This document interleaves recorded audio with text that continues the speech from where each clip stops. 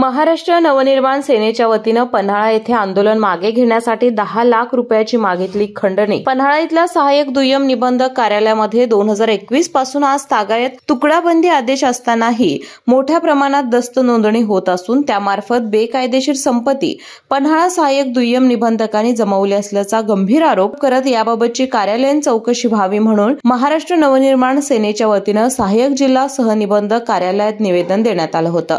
या प्रकरणाची तातडीने चौकशी करून दोषींवर कठोर कारवाई करावी, अन्यथा आंदोलनाद्वारे कार्यालयाला टाळे ठोकण्याचा इशारा मनसेच्या वतीनं देण्यात आला होता।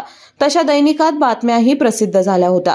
हे प्रकरण मिटवण्यासाठी आणि आंदोलन मागे घेण्यासाठी महाराष्ट्र नवनिर्माण सेनेचे कोल्हापूर जिल्हा उपाध्यक्ष विशाल मोरे, पन्हाळा तालुका अध्यक्ष लखन लादे, उपाध्यक्ष नयन गायकवाड, कोडोली शहराध्यक्ष तुषार चिकुर्डेकर आणि मनसे शेतकरी सेनेचे जिल्हाध्यक्ष संजय पाटील यांनी पन्हाळ्याच्या प्रथम वर्ग सहाय्यक दुय्यम निबंधक अधिकारी रूपगंधा संतोष खोत यांच्याकडे 10 लाख रुपयांची मागणी केली।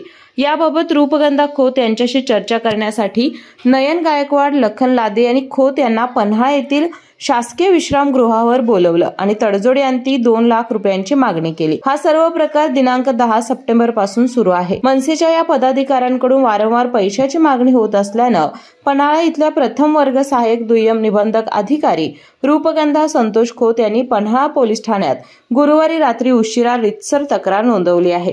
याबाबत फिर्यादीनुसार तपास सुरू असल्याचं पन्हाळा पोलीस ठाण्याचे सहाय्यक पोलीस निरीक्षक संजय बोंबले यांनी सांगितलं।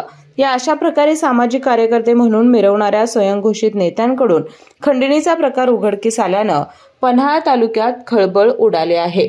केके न्यूज साठी पन्हाळाहून सनी काळे। अशाच नवनवीन अपडेट पाहण्यासाठी आमच्या केके न्यूज चॅनेलला सबस्क्राइब करा।